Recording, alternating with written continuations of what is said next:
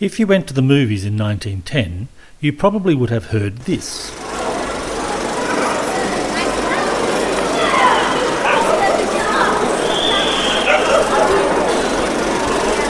What you hear has nothing to do with the movie, of course, because sound wasn't able to be attached to a movie until 1927.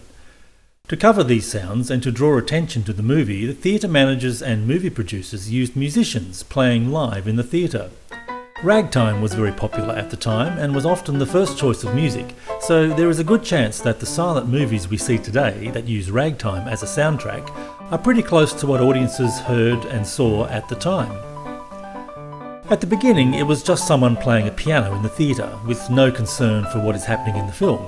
But it didn't take long for musicians to realise that what they played could actually enhance the movie. They began improvising certain musical gestures that would better fit the action in the film. But this was a problem if you were a director or a studio executive. It meant that all the performances were different and depended on the skill of the musician. Furthermore, the larger theatres had more than one musician, often a large orchestra led by a conductor. How do you get a whole orchestra to improvise together? So the presentation of movies varied drastically depending on the size of the theatre, the time of day, and where in the country you were. Initially, the pianist or conductor put together medleys of classical or popular music that they were going to play while the movie was running during various scenes where they thought it would fit well. Books were published with lists of music and what they sounded like and where they might be able to be used in a film. This book, for example, by Erno Rapay, called Motion Picture Moods, has lists of scenes with suggestions of music that might fit.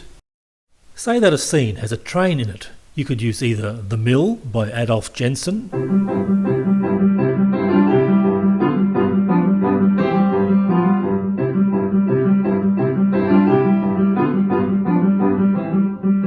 or The Spinning Song from The Flying Dutchman by Richard Wagner.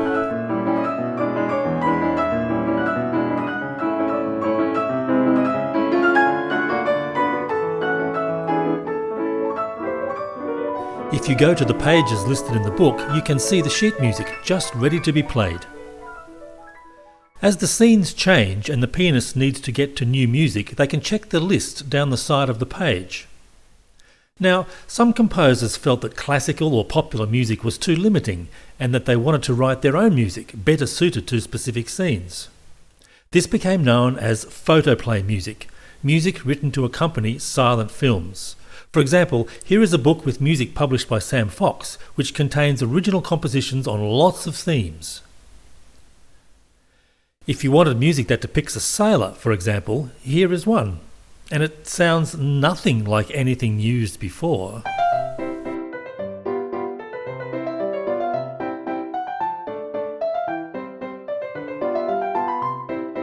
Audiences had been listening to classical and popular music during films, so something that sounded similar would work very well.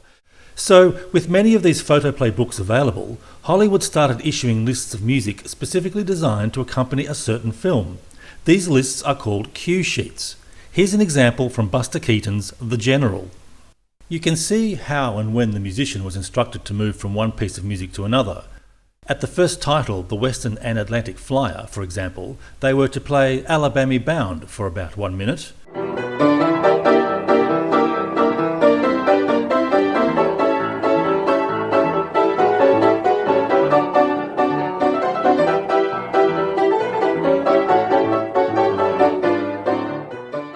Then at the next title, There Were Two Loves, they were to play I've Been Working on the Railroad.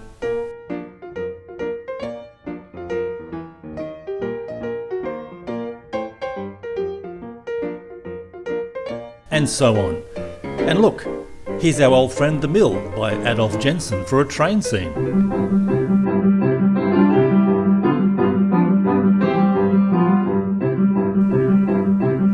The advantage of using cue sheets meant that the film sounded the same no matter where or when it was shown, assuming that the musicians used the cue sheets, of course.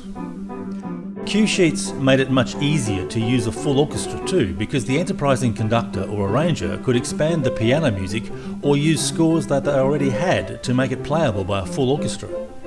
Some of the photoplay books were published for orchestral instruments, ensuring that the music was well orchestrated and playable. Here is a chase scene from Buster Keaton's The Goat. This happens a lot in Buster's movies. Let's go through our music list looking for music that might suit. Here is a Furioso. This should work.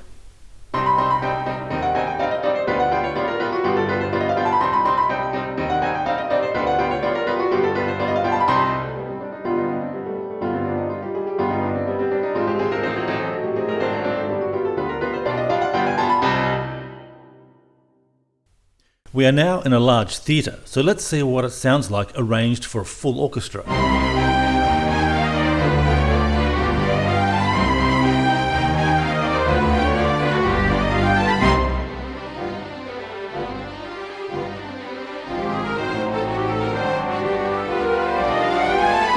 Today, film composers do just this.